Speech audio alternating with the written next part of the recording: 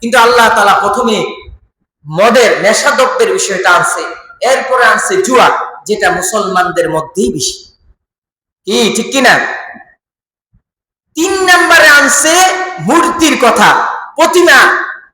কারণ মূর্তি থেকে যদি মানুষ ফিরে আসে, কালেমা পড়ে, সে আল্লাহ তাআলা তাকে কি করবে? মাফ করে দিবে। কি বলেন? কিন্তু যে নেশায় একবার অভ্যস্ত হয়ে গেছে, সে মৃত্যু পর্যন্ত এটা থেকে ছাড়া বহুত মুশকিল হয়ে যায়। কি বল? জুয়ার নেশায় যাকে ধরছে, সে কত বন্দুক থেকে যে হাওলাত করে, এখানে গণা দিলে এখনো অনেকে যারা নেশা পান করে, মদ পান করে, নেশায় অভ্যস্ত, বিভিন্ন যত নেশা আছে, তাদের থেকে অনেকে আছে এমন, দাঁড় করাইলে বলবে যে আমি টাকা পাবো, আমি টাকা পাবো। তার কাছে হাওলাত বরাত বেশি করে, করে কি করে না? নাকি আমি মিথ্যা বললাম? কারণ সে তার জুয়ার নেশায় সে আসক্ত। তার কাছে টাকা না থাকলেও সে তার বন্ধুর থেকে, তার স্ত্রীর ঘর থেকে, স্ত্রীর পকেট থেকে, বাবার পকেট থেকে চুরি করে হলেও সে এটা পান করতে হবে, মদ জুয়া খেলতেই হবে। তার একটা নেশা হয়ে গেছে। এখনো সময় আছে। হেদায়েত কার হাতে বলেন? আল্লাহ তাআলার হাতে। আর আমাদের দোয়া, আমরা দোয়া করি আল্লাহ তাআলা যেন যারাই এই সমস্ত লাইনে আছে, এখন তো আলহামদুলিল্লাহ বাংলাদেশে বিভিন্ন জেলায় জেলায়, বিভিন্ন গ্রামে অঞ্চলে এগুলার প্রতিবাদ করা হচ্ছে, ঠিক কিনা? আলহামদুলিল্লাহ এগুলা অনেকটাই উঠে যাচ্ছে। কিন্তু যারা অভ্যস্ত হয়ে গেছে, তাদেরকে যত শাস্তি দেওয়া হোক, ওই ছাড়া পাওয়ার পরে আবার যেসি। এই জন্য দোয়া ছাড়া, আর তার দিলে যদি আল্লাহ হেদায়েত না দেয়, এই ছাড়া ফিরা কখনো সম্ভব না। মদ পান করতে করতে অনেক মানুষ দুনিয়া থেকে চলে গেছে, বলেন তার হালত কি হবে? আল্লাহ সেই ব্যক্তি কিয়ামতের দিন মাতাল অবস্থায় আল্লাহ তাআলা দরবারে উঠবে, বলেন নাউজুবিল্লাহ। একটা হাদিসে আল্লাহ রাসূল সাল্লাল্লাহু আলাইহি ওয়াসাল্লাম, লম্বা হাদিস, এটার বাংলাটা বলি। ক্বালা রাসূলুল্লাহ সাল্লাল্লাহু আলাইহি ওয়াসাল্লাম, মান শারিবাল খামরা লাম তুকবাল লাহু সালাতুন 40 সাবাহান। কোন ব্যক্তি যদি মদ পান করে, তার 40 দিনের ইবাদত আল্লাহর দরবারে গ্রহণ হয় না, বলেন নাউজুবিল্লাহ। কয় দিনের ইবাদত? এরপরে যদি বান্দা ফাইন তাবা তাবাল্লাহু আলাইহি ফাইন আদা লাম ইয়াকবালিল্লাহু লাহু সালাতান, যদি বান্দা প্রথমবার তওবা করে, তাহলে আল্লাহ তাআলা তার তওবা কি করবেন? কবুল করবেন।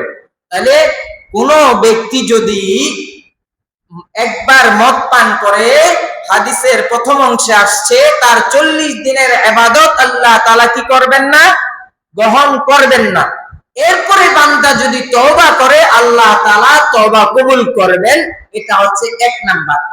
দ্বিতীয়টা, আবার যদি সে মদ পান করে, আবার তওবা করে, তাহলে আল্লাহ তাআলা তার তওবা কি করবেন? কবুল করবেন। তৃতীয়বার যদি আবার মদ পান করে, আবার বুঝে যে আমার এই মদ পান করা অপরাধ হয়েছে, সে যদি আবার তওবা করে, তাহলে আল্লাহ তাআলা কি করবেন? কবুল করে তাকে মাফ করে দিবেন। চতুর্থবার যদি বান্দা মদ পান করে, আল্লাহ তাআলা তার তওবা আর কবুল করবেন। তার জন্য কি শাস্তি? আল্লাহ রাসূল সাল্লাল্লাহু আলাইহি ওয়াসাল্লাম বলেন, ফাইন তাবা লাম ইয়াতুবিল্লাহু আলাইহি ওয়া সাকাহু ওয়া সাকাহু মিন নাহরিল খাবাল। ওই চতুর্থবার মদ পান করার পরে এই বান্দার তওবা আল্লাহ তাআলার দরবারে আর যদি তওবা করো কবুল হয় না, বরং তাকে আখিরাতে খবাল নামক, নাহরে খবাল নামক জিনিস পান করাবে। ইলা ইয়া রাসূলুল্লাহ, সাহাবায়ে কেরাম আল্লাহর নবীকে জিজ্ঞাসা করলেন, নাহরে খবাল এটা কি? ক্বালা নাহরুম মিন সাদিদি আহলিন নার। যারা দুনিয়াতে মদ পান করবে, আল্লাহ পাক রব্বুল আলামিন আখিরাতে জাহান্নামে তাদেরকে জাহান্নামীদের পুঁজ পান করাবে। নাউজুবিল্লাহ। তাদের খাদ্য হবে কি? জাহান্নামীদের পুঁজ। জাহান্নামীদেরকে শাস্তি দেওয়ার পরে জাহান্নামীদের শরীর থেকে যে পুঁজ বাইর হবে, এই পুঁজ হবে কাদের খাওয়া?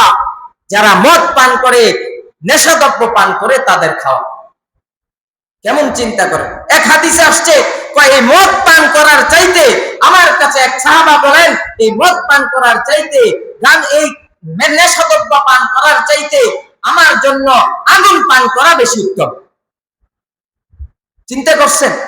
আগুন পান করা বেশি উত্তম মদ পান করার চেয়ে।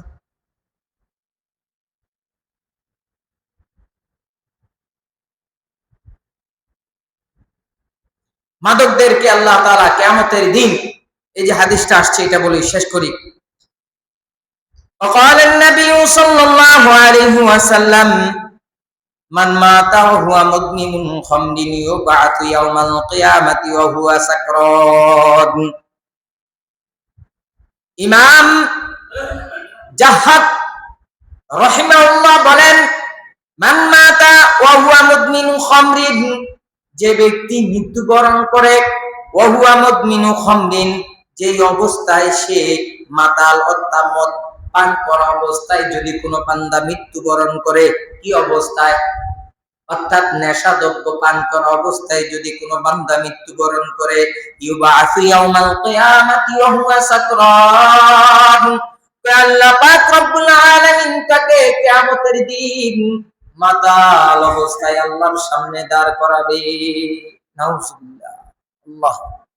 আল্লাহ তাআলা আমাদের নিজেদের আত্মীয় স্বজন, পাড়া প্রতিবেশী, দেশের মধ্যে, পুরা পৃথিবী, পুরা জগতের মধ্যে যারা যারা এই অভ্যাসে অভ্যস্ত, আল্লাহ তাআলা প্রত্যেককে এই অভ্যাস থেকে ফিরে এসে তওবা করে চিরদিনের জন্য এই লাইন থেকে ফিরে আসার তৌফিক আল্লাহ দান করে। সকলে বলেন আমিন।